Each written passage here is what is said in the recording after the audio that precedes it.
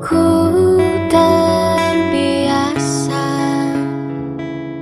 tersenyum. Aku terkejut mendengar suara Mas Angga. Lantas, aku terburu-buru meletakkan tablet Android pengintai CCTV itu. "Ada apa, Mas?" tanyaku. "Kenapa kamu pulang malam sekali?" tanya Mas Angga dengan menginterogasiku. "Aku abis ketemu Tata, Mas. Katanya dia diceraikan suaminya karena suaminya selingkuh dengan teman sekantornya. Jadi, besok pas dia kerja, dia mau titip anak-anaknya di rumah." Mas Angga menarik nafasnya panjang, seolah tak setuju. "Tapi, besok kamu bekerja kan?" tanyanya. "Enggak, Mas. Cece Nani udah berangkat ke Singapura. Jadi restoran tutup dulu untuk sementara," ujarku. "Oh." Mas Angga masuk ke dalam kamar. Ia berniat mengganti pakaiannya. Tapi, ketika ia membuka bajunya, kulihat beberapa bekas cupang di leher dan dadanya. Aku pun sontak menanyakannya dengan geram. "Mas, kamu abis ngapain? Sama siapa?" ketusku. Mas Angga tak menjawab. Ia seolah berpikir alasan apa lagi yang akan ia lontarkan. "Mas," jawab, bentakku dengan kesal. Mas Angga lantas tersenyum. Ia datang menghampiriku. "Ini cuma digigit hewan kok sayang. Pas kemarin aku bersihkan rumput di halaman belakang," jawabnya santai. Ekspresinya juga tak menandakan kebohongan. "Oh, hewan apa yang giginya sebesar ini?" tanyaku kepada Mas Angga sembari menunjuk tanda cupang berbentuk matahari di arena perut roti sobeknya. Mas Angga tersenyum, belalang sayang. "Udahlah, lagian aku mau selingkuh sama siapa? Aku kan di rumah terus, lagi cuti kerja." Hatiku semakin muak, geram ingin segera melihat bukti rekaman CCTV di dalam tablet Android yang kutaruh di dalam nakas. "Yah, gak tahu, siapa tahu kamu bawa janda terus tidur dengan dia, Mas." Aku pun geram dan menarik nafasku kesal. Mas Angga tersenyum-senyum menggelengkan kepalanya. "Jangan marah dong, sayang. Kok jadi cemburuan gini sih?" Mas Angga mendekat dan duduk di sebelahku. Aku pun yang kesal tak kusangka, kini aku menteskan air mataku begitu saja. "Mas, jujur Mas, kamu nggak lagi mengkhianati aku kan, Mas?" tanyaku padanya dengan genangan air yang mulai menggenang. Mas Angga tersenyum dan memelukku. "Mengkhianati apa sih, Sa? Emang siapa yang mau dengan suami kamu ini?" tanyanya yang menepuk punggungku. Ditanya kesal, jelas. Bagaimana bisa Mas Angga berlagak sok inosen dan tidak bersalah?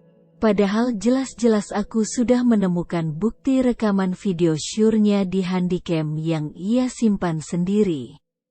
Hanya saja aku belum berani mengungkap semuanya, belum bisa. Karena aku tidak punya cukup bukti untuk menuduhnya secara terang-terangan. Aku melepas pelukan Mas Angga begitu saja, lantas aku pergi mandi dan mengacuhkannya. Mas Angga berkali-kali menghela nafasnya panjang kepadaku, aku pun juga tidak peduli dengan apa yang ia katakan. Hingga 1 jam lamanya aku berendam di kamar mandi. Barulah aku keluar, Mas Angga sudah tertidur pulas. Sepertinya ia kelelahan, entahlah. Aku pun bergegas untuk memasak makan malam, karena aku tahu semarah apapun aku pada Mas Angga, aku akan tetap melakukan tugasku sebagai seorang istri.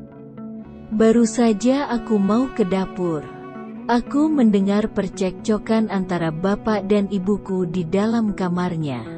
"Kak, kamu itu kenapa sih beberapa hari ini susah sekali untuk berkumpul denganku?" "Apa kamu sudah nggak cinta denganku?" tanya bapak. "Aku masih kedatangan tamu, Di. Mana mungkin aku bisa melayanimu dengan keadaan seperti ini? Tapi, kenapa kamu nggak seperti biasanya sih, Kak? Biasanya kalau kamu kedatangan tamu, kamu nggak bisa kemana-mana. Seharian ini kamu justru nggak di rumah." "Emang dari mana saja?" celetuk bapak. Aku terdiam. Sempat putus asa untuk melihat hasil rekaman CCTV di kamarku. Tapi, biarlah aku mau masak saja dulu. Aku pun melanjutkan langkahku ke dapur. Tak baik rasanya jika aku terus-menerus menguping pembicaraan bapak dan ibu. Meski aku masih dongkol dan curiga akan ibuku sendiri. Setelah 1 jam memasak, aku membangunkan Mas Angga, bapak dan ibu. Kali ini aku sengaja makan terlebih dahulu. Aku ingin melihat rekaman CCTV di tablet yang berada di kamarku kala Mas Angga makan malam. "Kamu nggak makan, Sa?" tanya bapak. "Aku udah makan, Pak. Tinggal kalian aja yang belum. Kamu makan yang banyak, Mas. Aku masak spesial buat kamu itu," ujarku kepada Mas Angga yang masih mencuci tangannya di wastafel. "Kamu nggak mau makan lagi dengan Mas, Sa?" tawarnya. Aku menggelengkan kepalaku. "Nggak, Mas. Aku takut gendut." Sedangkan ibu entah kenapa, ibu akhir-akhir ini jarang berbicara denganku. Ia seolah memilih untuk diam, dan tidak banyak bicara. Apa ada yang disembunyikan? Entahlah. Aku tidak tahu. Kalau gendut kenapa? Wongan Angga masih tetap cinta. Iya kan, Nak Angga? Tanya bapak kepada Mas Angga yang lantas membuat mimik wajah Mas Angga berubah. Ia menjawab dengan sedikit kaku dan kikuk seketika. Iya, bapak benar itu." Aku hanya tersenyum kecut. Entahlah, aku merasa ada unsur keterpaksaan di wajah Mas Angga saat mengatakan hal tersebut. "Ya udah, Pak. Sasa mau masuk dulu, mau lanjutkan bikin novel online," pamitku kepada mereka semua. Mas Angga hanya tersenyum. Ibu selalu saja menunduk, entah ibu emang agak aneh-aneh baru-baru ini. Aku pun pergi ke kamarku, ku ambil tablet yang kutaruh di dalam nakasku. Ku hidupkan, dan ku lihat hasil rekaman CCTV sekitar 5 jam yang lalu. Aku juga tampak fokus kali ini, memperhatikan gerak-gerik yang terjadi di dalam rekaman. Awalnya aku lihat Mas Angga keluar kamar. Tak lama ia juga kembali mengambil handuk dan pergi mandi. Cukup lama aku mencermati hingga akhirnya Mas Angga keluar dari kamar mandi.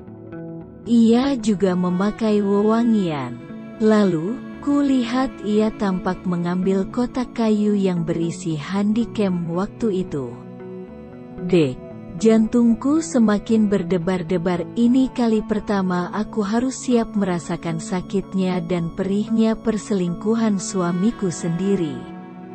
Mas Angga tampak meletakkan handycam itu di atas lemari, nakas. Mungkin Mas Angga akan melakukan sesuatu, entah bersama siapa. Aku berharap bukan ibu orangnya. Meski tetangga banyak bergosip dan curiga akan hubungan keduanya yang katanya tidak layak disebut menantu dan mertua. Tak lama kemudian aku juga melihat Mas Angga memberikan parfum di sekitar bed cover. Seromantis itu suamiku? Aneh. Aku semakin deg-degan, mengingat sore tadi aku hanya meninggalkan Mas Angga dan ibu di rumah. Bapak kan sedang mencari sepeda motor bekas untuk dipakai sehari-hari. Tak lama aku melihat seorang wanita masuk, rambutnya diikat ala ekor kuda. Wanita itu juga mengenakan lingerie berwarna merah. Mas Angga tampak mesra mendaratkan ciuman panasnya. "Art," aku berteriak seketika. "Sakit sekali dadaku."